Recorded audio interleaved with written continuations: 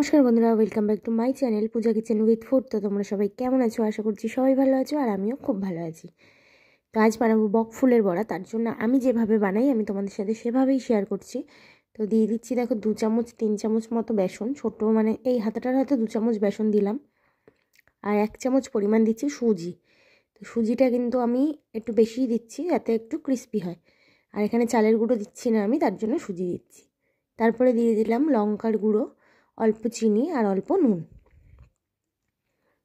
তো সব কিছু দেখো একসাথে ভালো করে মিশিয়ে নিচ্ছি।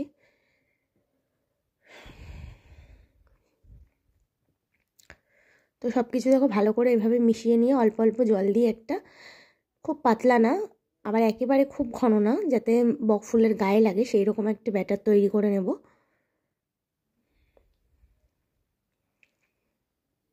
তো আমি এখানে কিন্তু কালো জিরে ব্যবহার করছি না, তোমরা চাইলে কিন্তু এখানে কালো জিরে ব্যবহার করতে পারো।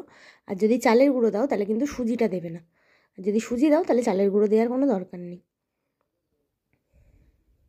তো দেখো ভালো করে ভাটিয়ে নিচ্ছি। তো আমি গোলাটা একটুখানি পাতলা রেখেছি, কারণ সুজিটা কিন্তু ফুললে গোলাটা আর একটু ঘন হয়ে যাবে। তো দেখো এইরকম রাখলাম।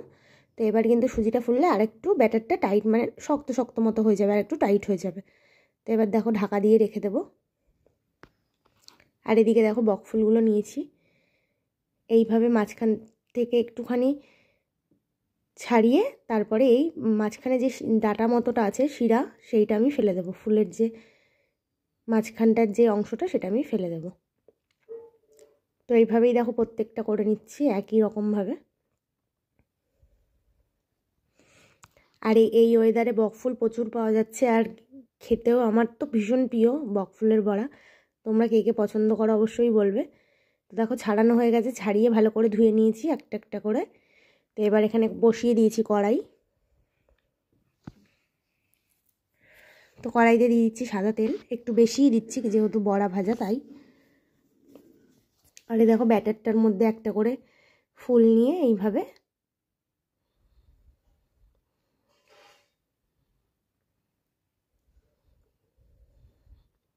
তো এইভাবে দিয়ে দিচ্ছি। আর দেখো ব্যাটারটা এত সুন্দর গোলা হয়েছে, মানে কোনো দিকে কিন্তু এবড়ো খেবড়ো হয়নি, পুরো ফুলের মতনটাই হয়েছে। আর দেখো কতটা ফুলে যাচ্ছে।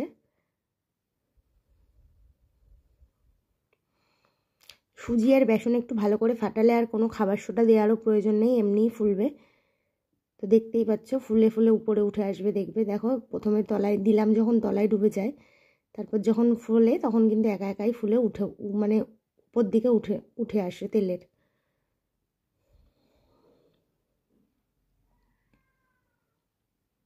তো দেখতে পাচ্ছ এগুলোও দেখো ভেসে উঠেছে। তো এইভাবে উল্টে পাল্টে সব বড়াগুলো এইভাবে ভেজে নিতে হবে একটু। আর গ্যাসের ফ্লেমটা একটু লো করে দেবে, তাহলে ভালো ভাজা হবে ভেতরটাও।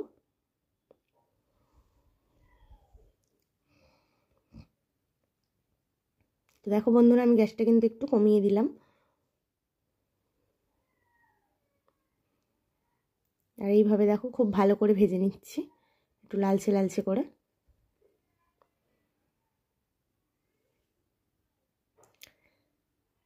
আর এটা এমনিতেই খুব ক্রিস্পি হবে, যেহেতু সুজিটা দেওয়া আছে একটু বেশি পরিমাণে তাই। তো সাইড দিয়ে জায়গা আছে, আবারও একটা দুটো দিয়ে দেবো এইভাবে।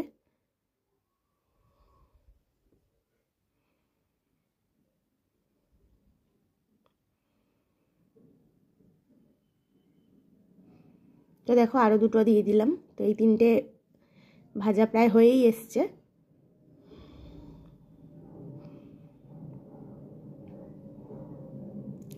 আর এই গরম ভাত বা ডালের সাথে খেতে কিন্তু দারুণ লাগে। আমার তো শুধু খেতেও ভালো লাগে, বকফুলের বড়াটা আমি এতটাই পছন্দ করি। তো তোমরা কে কে বকফুলের বড়া পছন্দ করো অবশ্যই কমেন্ট করে জানিও। আর খুব কম লোকই আছে যারা বকফুলের বড়া পছন্দ করে না, প্রায় মানুষ পছন্দই করে এই জিনিসটা।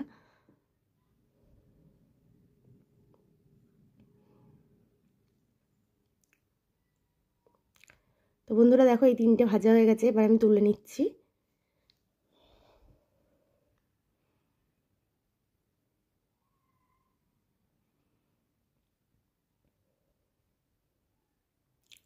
তো আবারও সাইড দিয়ে কিছু কিছু দিয়ে দেবো বড়া।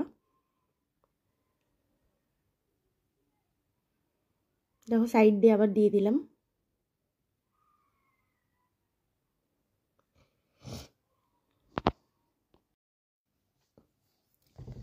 তো সাইড দিয়ে আবারও দিয়ে দিচ্ছি দেখো।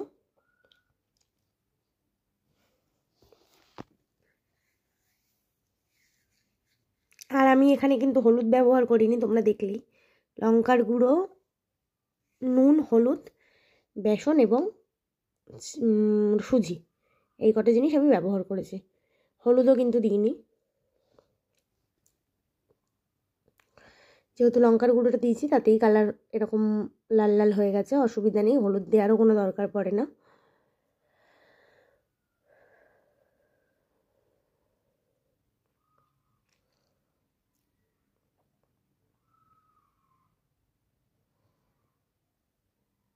তো দেখো বন্ধুরা, এই বড়া কটাও হয়ে গেল ভাজা, এটা তুলে নিচ্ছি, যেহেতু এই দুটো আগে দেয়া। আর এটা দেখো একটার সাথে একটা লেগে গেছে, তাই চেষ্টা করছি ছাড়ানোর।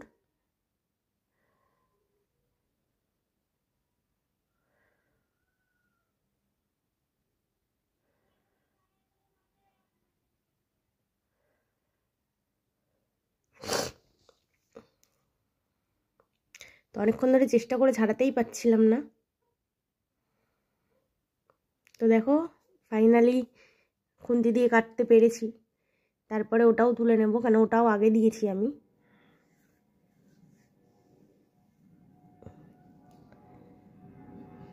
তো সব কটা বড়া এইভাবেই ভেজে নেব বন্ধুরা। তো তোমরা যারা বকফুলের বড়া অন্যভাবে বানাও অবশ্যই আমাকে কমেন্টে জানিও তোমরা কিভাবে বানাও।